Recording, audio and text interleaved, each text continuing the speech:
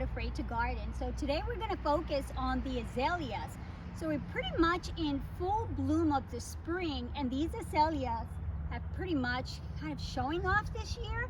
So the plan of the way I started with the azaleas, I actually envisioned myself on my patio looking out as to what can I incorporate in my garden in the springtime that will bring in a lot of color, and it's large enough for my garden here. So so you want to definitely step back and take a look as to what is your vision for your garden, and just take a look at what you want to envision and see in those locations in your garden. So I planted these azaleas. These are probably one of the beginning plants that I planted here in the garden.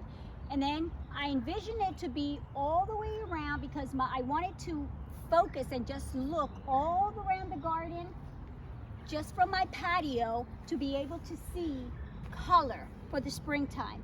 And as you can see, guys, if you see all around, look at the pinks, the way they pop out that color. And look how large these azaleas have gotten. Now again, these azaleas, most of these had been here for probably 6-7 years, maybe some a little longer than that, and some as early as last year or maybe the year before that.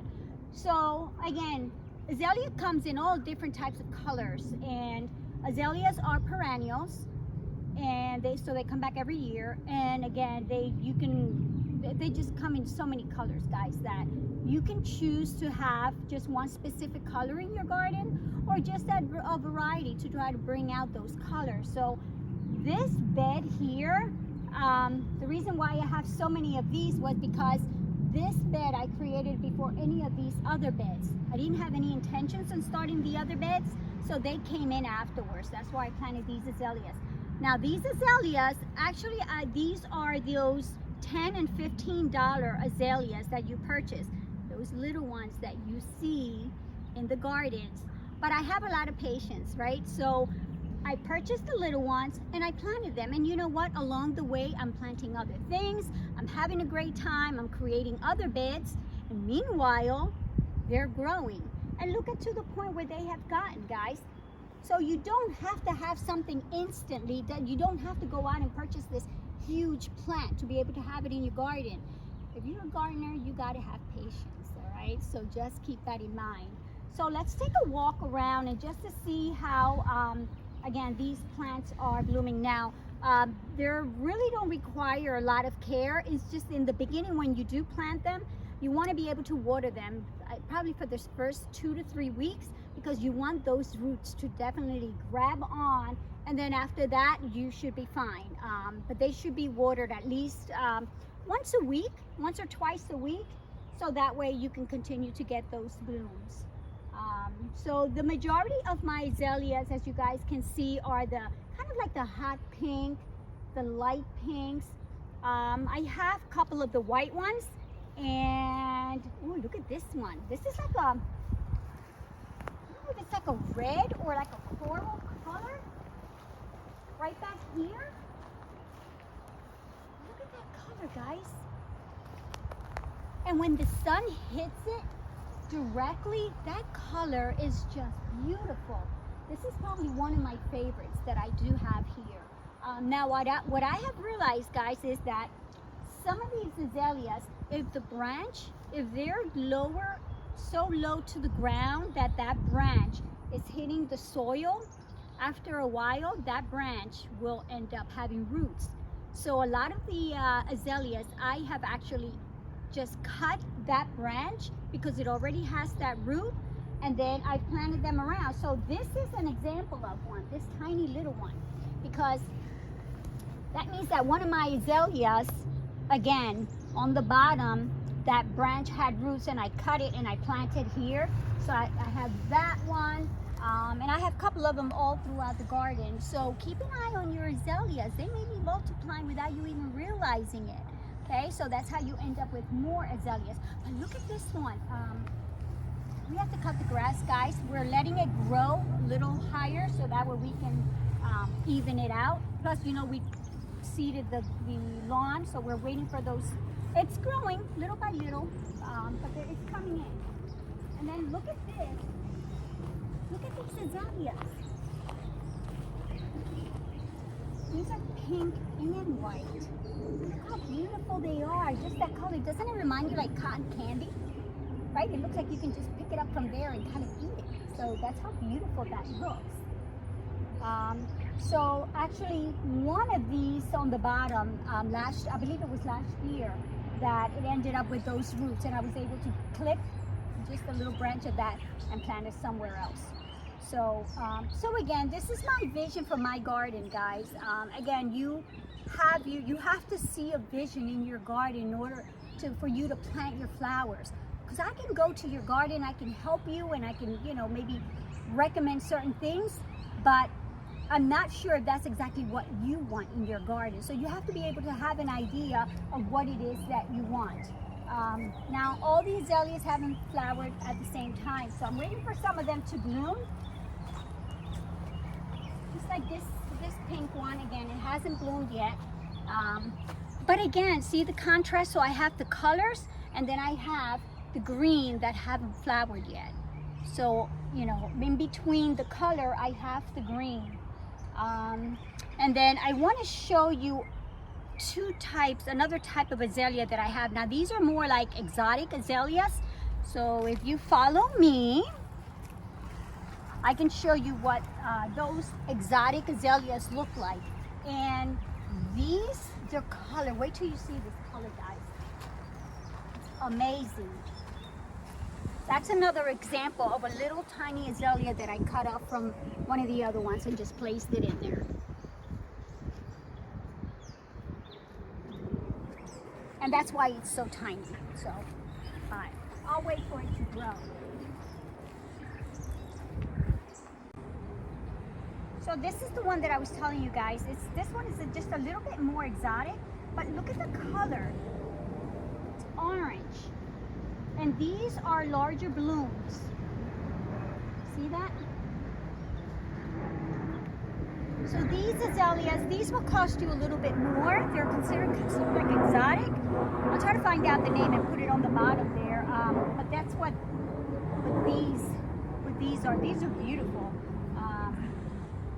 And I think I only have like one or two of these. And then this one already bloomed. This one more like a fuchsia color. So that was all covered up in the fuchsia color.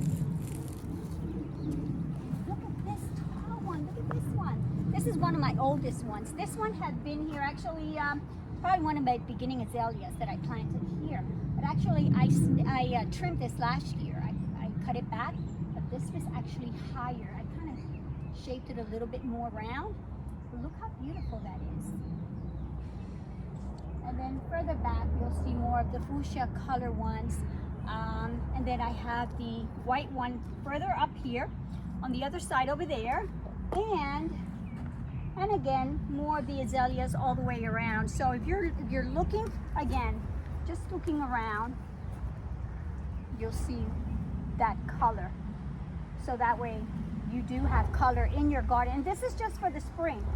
Because they won't flower again until next year again. So after the azaleas, then the rhododendrons will come in. So that's another plant, that's another large plant that you can put in your garden for the summer to get color for the summer. Now, I have 3 types of rhododendrons.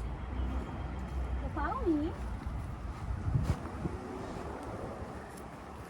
Now, this is not your typical rhododendron because these are pink. Your typical ones that you do see are the purple ones that, actually I have one that's starting to open up and I can show you where that is. I'll have to take a look around, guys. But so this is a pink one, and if you guys, if you can find this, they're not easy to find. I believe I got these at Home Depot last year. So I got it in pink, which is rare. And I also got it in yellow. Look at that, a rhododendron in yellow. Look how beautiful that is. Now you know that these rhododendrons, they grow, oh gosh, more than 10 feet. Some I've seen 12 in some of the older homes. But your typical ones are your purple ones. And then I also have them in white, which they're not in bloom yet. The white are the last ones that bloom. I have the white azaleas, but the rhododendrons, your average one is in purple. So let me show you what that purple one looks like. So again, these are two of your larger plants that you can plant in your garden for spring color and for summer color. So let me find the purple rhododendron. So here is the purple rhododendron, but look how big this is. This is huge. So make sure that you guys do plant these where you have plenty of room, because yes, you saw that pink and that yellow rhododendron will one day be this big. But then again, I'm looking for my garden to be a forest one day. So I'm okay with planting these large plants here. But here's your purple one, and these are your common one that you do see. But as you saw, guys, you guys can get them in other colors. So, but you have to look around in your nurseries just to be able to find those colors. But when you do find it, buy it and bring it into your garden. So you're going to, again, I use these more for accent color to give it throughout the whole garden. Because that's what I want to bring in. And then I use all of the other plants in the flower beds, and then, you know, so that way I can get color. I have some lilies, I have some tiger lilies. I've got, again, a bunch of other plants that will flower throughout the summer. But you need to get color to be able to have it for spring, summer, and fall. So if you set up your garden that way, you'll see color from the beginning of spring all the way to the end of fall. And that's the vision that I had for this garden. But if you have any questions or any comments, guys, please leave that, you know, send me your comments or any messages that you may have, and I'll be glad to answer them. So thank you again for looking into my channel. Thank you for subscribing. If you're just tuning in for the first time, welcome. Don't forget to subscribe, hit that notification button, and don't forget to like. Peace.